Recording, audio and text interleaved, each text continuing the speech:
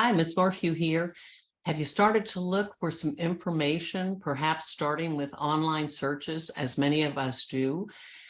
Your informative speech, of course, is on a beneficial organization, business, or resource that you have in your local area or that you need in your local area. And you need to do some research. So I'm going to do a fast share screen and teach you about something and a little bit about navigating and filling out that Works Cited. I'm from Cumberland County. I teach in Cumberland and Fentress County for Roane State. And through my PhD graduate work, I discovered great nonprofits. Lindy also recommends that, our librarian. We have many of them, but Lindy's like this research geek goddess. So I talk to her, chat with her. There's an icon, a widget on our homepage, and you can chat with the librarian if somebody is monitoring the chat. Great Nonprofits is all about that, just that, nonprofits. And if you want to search a city and state, you certainly can. I often do things from Cumberland County. I've done so many research things on House of Hope for my own work, but you can use Great Nonprofits. Check it out, and you can see different areas. You can type in different cities.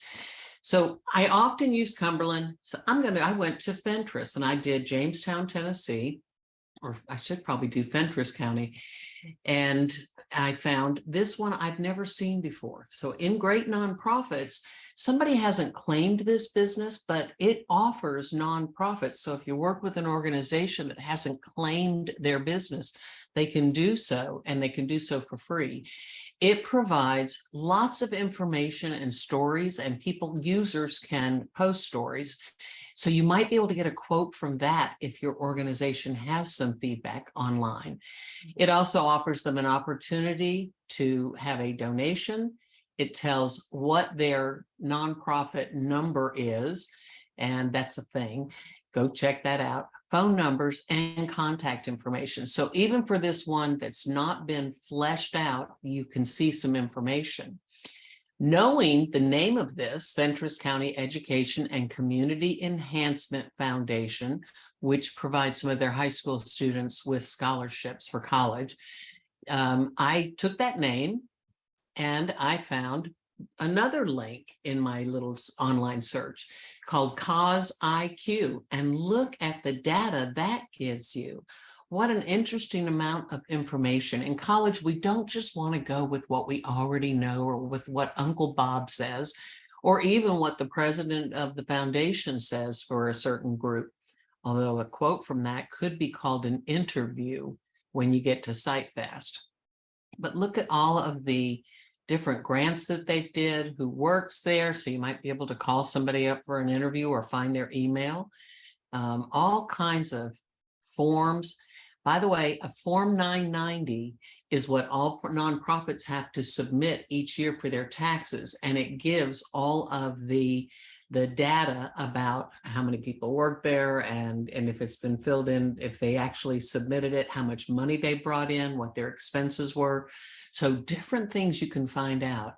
And then they even give you other organizations that are like that. That's kind of neat. Now, what I'd like to do, of course, you can go to their social media page if they have anything. You can go to their official social media page, and you wouldn't quote some little random thing that somebody said, although I have been known to look at those and be able to insert contrasting statements in my papers, in your case, in your speech. Although they had 2 negative responses on Facebook out of 43 posts, you can make statements like that in your speech. So let's look at getting this into Citefast. I've already done the 2 I showed you. Great Nonprofits, just their general page with Jamestown, Tennessee. And then Fentress County Education and Community Enhancement is currently up. Oh, that had a forbidden there. I have to fix it.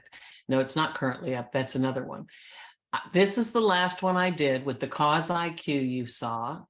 I have no author because I looked at that page and I scooted down to the bottom. I did see the date, but there is no particular author other than the website name Cause IQ. So I'm going to leave that blank. The organization is the name of the website. So I went ahead and put it right there. I could move that up to organization and just put it in the last name.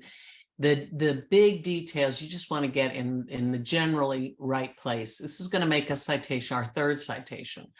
Let me point out something I did that's kind of I'm going to edit this. I'm just going to click on it. And sometimes you get these notes that say 403 forbidden, and you need to actually go back to the website and see if there is some other information. Since I put great nonprofits, it's 403. This is the one on Fentress County. Yeah, so that was this page. And it says, this is the name of the page, and the organization is Great Nonprofits. Let's see what else I missed. I'm clicking back to my Citefast. The website is Great Nonprofits. I could just leave that blank because I've got it up here in my author, or I could put it down here. All kinds of things to figure out and learn in general how to play with it. No author, let me tell you the website name and save it. But once you have found that, and maybe their social media, and you've gotten somebody's name, let's say I'm going to pretend something here. If the other is, I did an interview, I noticed the guy's name for one of the things was James. What was the detail there? James somebody, who worked there? Jody Hancock is the executive director, and probably his wife, Joella, is the secretary or his sister or something. So I'm just going to take Jody's name. And you don't say you interviewed him if you didn't interview him. Click back to MLA Citefast. And the interview, remember I went to interview. I can say is, I'm pasting it, Jody Hancock. So now I'm going to copy that name. I did Control C or Command C, depending on what device you're using. And now Control X will cut that. So I can click there, and Control V, you know, I like keyboard shortcuts, put the name. Again, do you have to do it that way? No, you can just type the stuff in. You will say the day that you actually did it, and I'm going to make up a day. Please don't make up an interview if you didn't do one. Well, we better make it December because we're doing it December right now. And the year. The interview will either be a personal interview, a phone interview, or an email interview. And imagine if it is FaceTime, you could write FaceTime instead. But I'm going to pretend, because this speech is great for getting out, that I did a personal interview. If you get out in the community and go to that business, they'll have print material you can use as sources. They'll have people you can talk to. Write down the date, maybe even the time, and a couple of notes to yourself so you'll remember. And you can merge all of this and see if and where it fits. Either I conducted it or someone else conducted it. So you see, you can click that. Again, you could put print material, you could put social media, official social media material, etc. I now have 4 sources. You have to have 5 for your speeches. I'm going to click Export to Word. I didn't do a new share. You didn't see the outline form. I now have added one more quote. It's a quote from my brother, and I talked to him at Thanksgiving. He's a local he's been a local doctor at Cumberland, but he started a diabetes center. He's now the primary care guy for chief medical officer for all of Covenant with the Knoxville area and all around here too. And I thought of a quote I wanted to put in as I was sort of fleshing out this sample. This is John's interview I've added, and I'm going to click Export to Word. But I learned a lesson When I click export to Word and I opened that, you couldn't see it. It was not on my Zoom recording. So I'm going to go back to my Zoom and I am going to share screen again. And the screen that I'm going to share is the bibliography. And there you go. You get all of your sites together, click export to W, and you'll be able to see everything in beautiful MLA format. We've got the heading that we need. We have all of the entries left justified. And if they're more than one line, hanging indent. And all you have to do is copy this.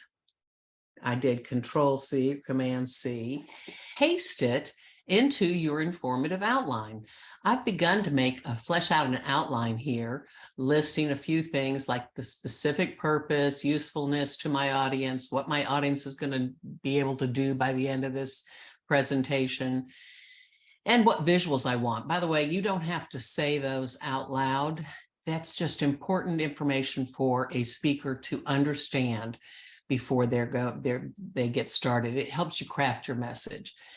You notice too that there's some blue notes that give you some suggestions. If you did Dropbox test already, you know that you'll get rid of the blue notes and flesh in your material.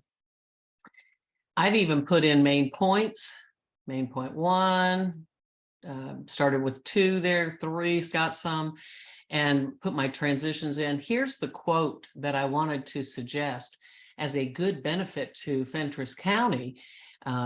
Dr. John Sherrill suggested that if you have local people and you can train them, 70% of students who are able to train locally and practice locally for medicine will end up staying locally. So that was important, and I would explain how that would benefit this Community Enhancement Foundation. Will be able to maybe inspire people to stay local. Okay, you're adding more layers of appeal, more support tools from your toolbox for each main benefit that you're listing for your informative. I've even put a restatement in there, which states my thesis. This particular organization benefits this area because of this, this, and this, all right? And here's my Works Cited. Here's my pasting. On the bottom of your outline, you have Works Cited listed. Now, I remember I copied the whole Works Cited, including the heading, from my Citefast. So I'm going to highlight and get rid of that one. When I press Command-V, the machine was holding it, and here is my beautiful MLA formatted sources, my entries. They are left justified. There's 5 of them, so I would meet the minimum requirement from quoting sources that are good and credible sources. They're indented if it's more than one line. It's got all the information that we need. And if you see a N period, D period, it means no date. So you want to make sure on your Citefast you've got everything filled in you can fill in. Sometimes it's hard, so go to the bottom of the web pages to check that stuff out. I hope that this helps. It's a little bit long and a little bit rambling, but again, if I can ever help you, let me know.